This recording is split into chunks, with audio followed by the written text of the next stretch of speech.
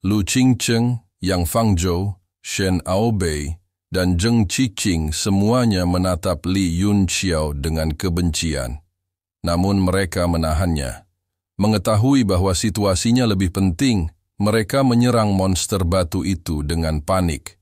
Lebih dari 10 berkas cahaya bersinar terang dan menelan binatang batu itu. Di bawah, Luo Yunxiang dan Wang Qiang terkejut melihat ini.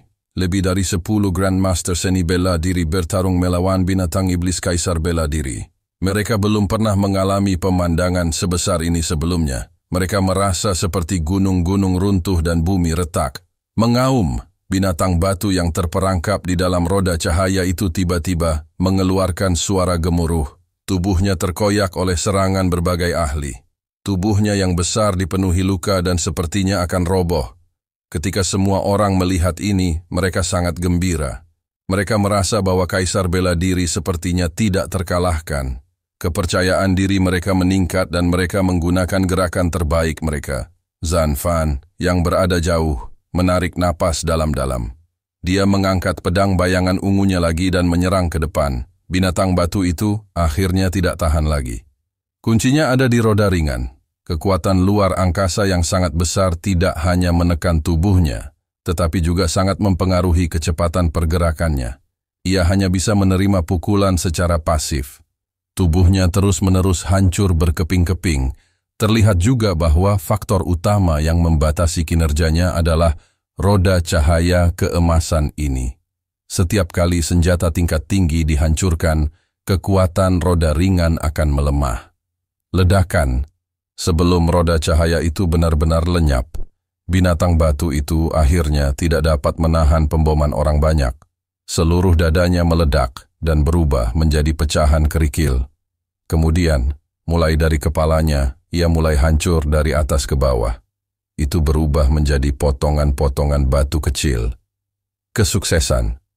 Semua orang sangat gembira. Namun bagaimanapun juga, itu adalah binatang iblis kaisar bela diri.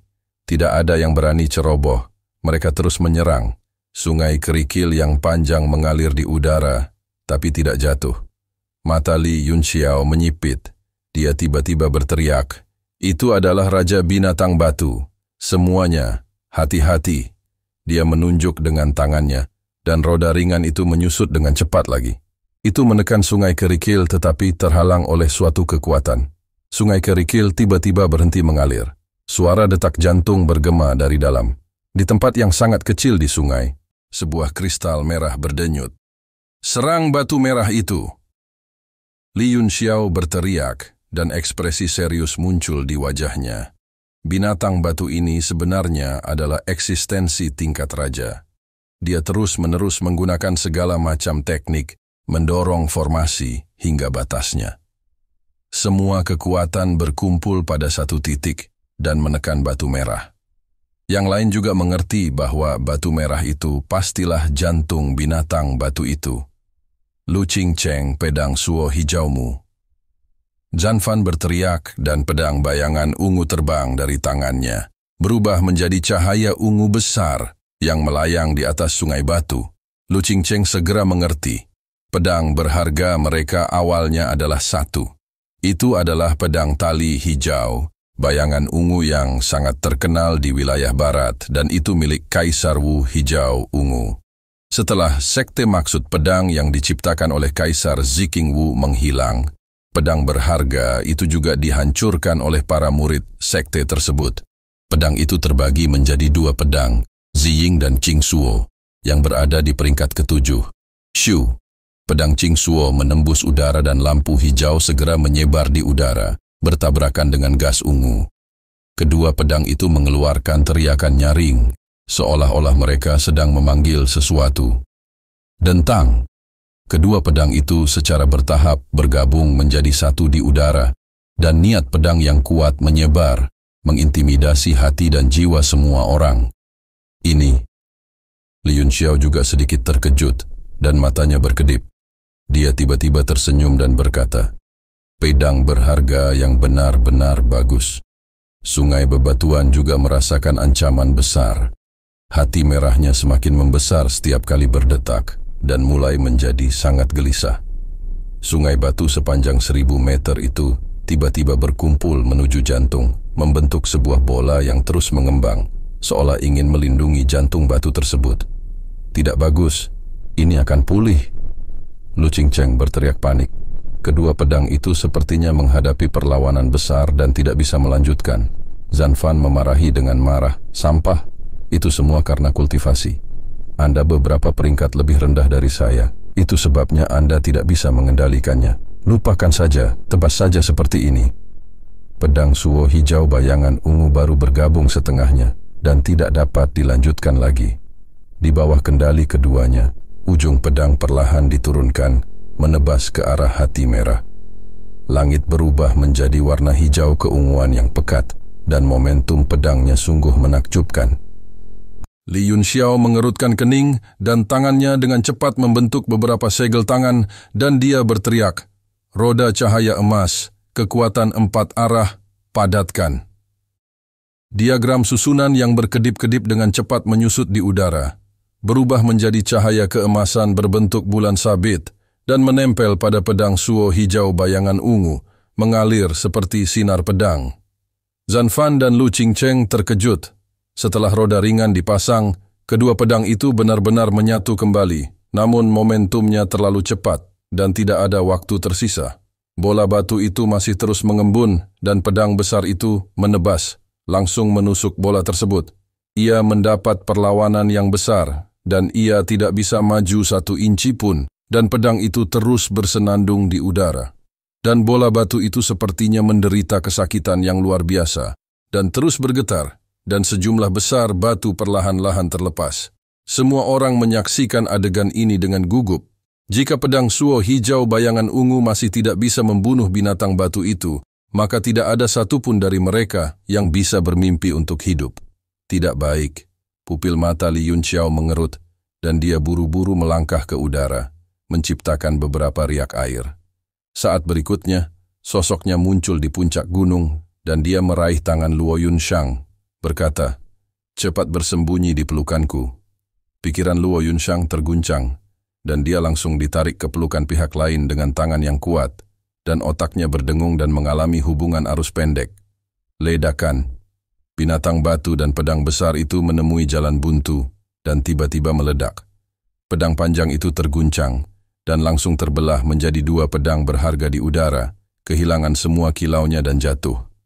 Pecahan batu yang tak terhitung jumlahnya ditembakkan ke segala arah, dan seluruh ruangan berada dalam jangkauan serangan. Semua orang terkejut, batu-batu itu bukan batu biasa, itu adalah tubuh binatang iblis.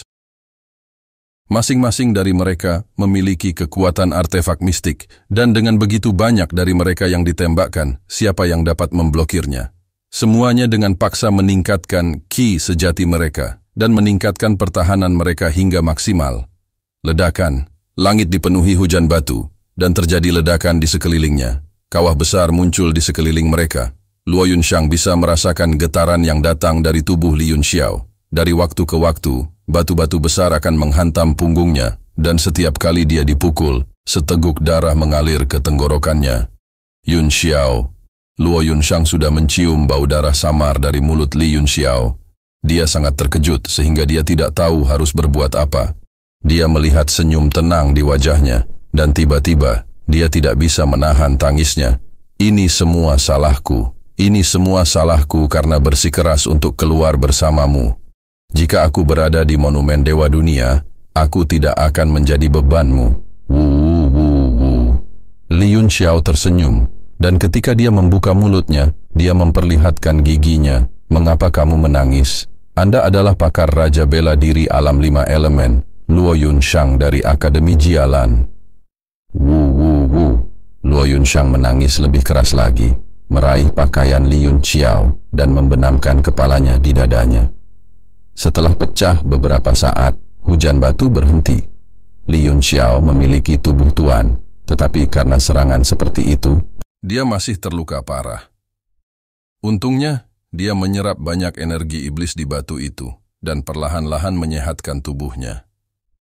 Orang lain terlempar jauh, dan meskipun mereka masih hidup, nyawa mereka tergantung pada seutas benang.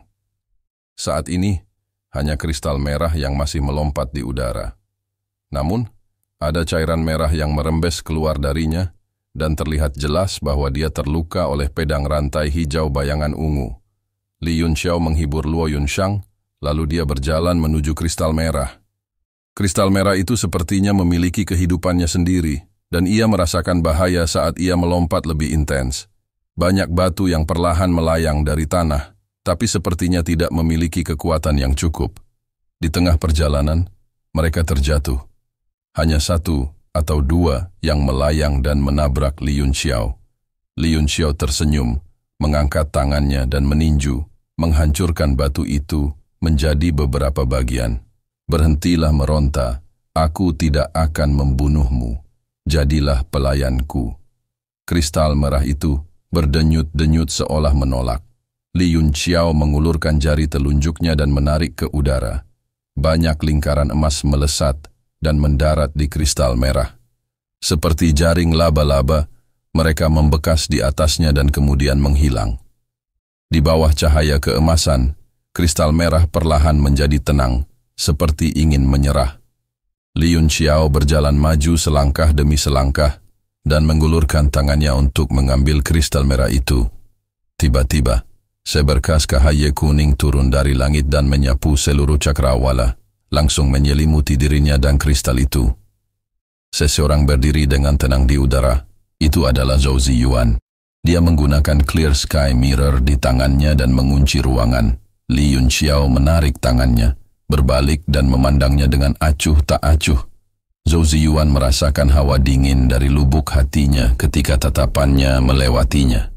Dia segera menoleh dan berteriak, "Jangan coba-coba mengacaukan pikiranku. Kamu pasti pernah mengembangkan serangan mental sebelumnya." Li Yunxiao berkata, "Apa yang kamu inginkan?" Zhou Ziyuan berteriak, "Serahkan 7 konstelasi buah dao dan hati batu, dan aku akan membiarkanmu hidup." Li Yunxiao tersenyum. "Buah dao 7 konstelasi ada pada saya, dan hati batu juga ada di sini. Datang dan dapatkan sendiri." Zhou Ziyuan sedikit mengernyit. "Kamu terlalu licik, penuh tipu daya. Mungkin kamulah yang mendapatkan monster batu ini. Letakkan 7 konstelasi buah dao, lalu pergi ke utara dan jangan kembali." Li Yunxiao mengejek, "Aku sedang merencanakan sesuatu? Baru saja semua orang mempertaruhkan nyawa mereka, kemana kamu lari? Jika Anda memiliki Clear Sky Mirror untuk mengunci ruang ini, kekuatan gerakan terakhir monster batu itu setidaknya akan berkurang lebih dari setengahnya dan tidak akan membunuh atau melukai semua orang. Sebaliknya, Anda baik-baik saja." Wajah Zhou Ziyuan memerah dan dia berargumen, "Hanya saja saya lebih gesit, itulah mengapa cedera saya berkurang. Untuk apa kamu mengoceh begitu banyak? Cepat, letakkan 7 konstelasi buah dao dan pergi." Li Yunxiao meliriknya dengan pandangan menghina dan mencibir. Dia terus mengulurkan tangan dan meraih Heart of Stone di tangannya. Segera, lampu merah berkedip-kedip tanpa henti. Pupil mata Zhou Ziyuan mengerut dan dia berkata dengan marah, "Letakkan benda itu. Kamu benar-benar tidak percaya aku akan membunuhmu." Li Yunxiao menarik kembali senyumnya. Rasa dingin di matanya semakin meningkat saat dia berkata dengan suara dingin, "Hanya dengan orang sepertimu, Anda dapat mencoba untuk bergerak." Nada suaranya seperti es kuno, membuat Zhou Ziyuan menggigil. Tubuhnya justru menegang, tak berani bergerak sedikit pun. Terima kasih sudah menonton dan jangan lupa like, share, dan subscribe guys.